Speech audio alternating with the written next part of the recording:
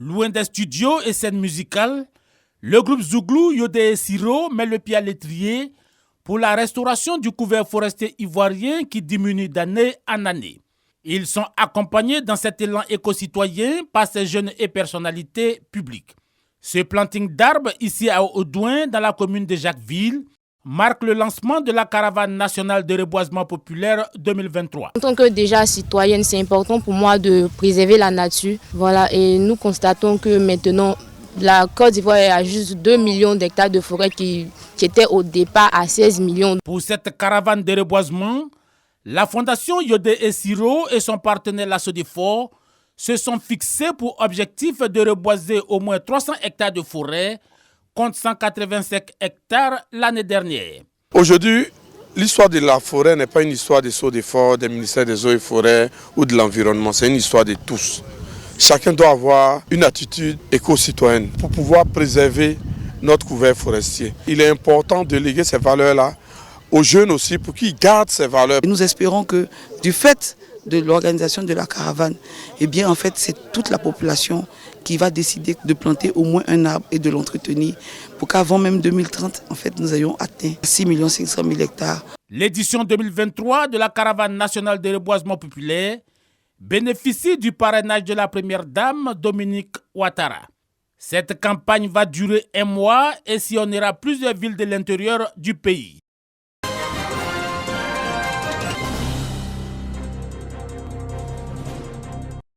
« 20 ans du coupé-décalé, genèse et évolution d'un mouvement musical. Une œuvre littéraire qui retrace le parcours du coupé-décalé, rythme musical qui depuis 20 ans contribue aussi au rayonnement du paysage musical. L'enjeu de ce livre, c'est de faire en sorte que le coupé-décalé soit connu de façon scientifique. Et au-delà de cela, c'est de montrer qu'il y a 20 ans, il y a des jeunes qui ont osé, qui ont pris des initiatives, peut-être sans savoir même l'impact que cela aurait sur l'évolution de la culture ivoirienne. Ce mouvement a réuni les Ivoiriens divisés et c'est adressé d'abord aux jeunes répondant à cette question d'avenir, effaçant ainsi entre eux les différences ethniques, politiques et religieuses. La solidarité, le partage, l'abnégation sont les valeurs qui ont solidifié l'union de ces initiateurs de ce mouvement. Cette œuvre bénéficie de la caution institutionnelle de la ministre de la Culture et de la Francophonie. Vous avez décidé de mettre votre inspiration au service de la nation. Partons des nuits parisiennes aux nuits abidjanaises. Entre s'envolement, sagacité, galopée, vous avez créé des chansons qui ont été fredonnées à travers toute la Côte d'Ivoire sans distinction. Le coupé-décalé, style de vie, pas de danse, concept, la reconversion réussie de certains de ces acteurs sont autant de sujets évoqués par l'auteur dans ce livre.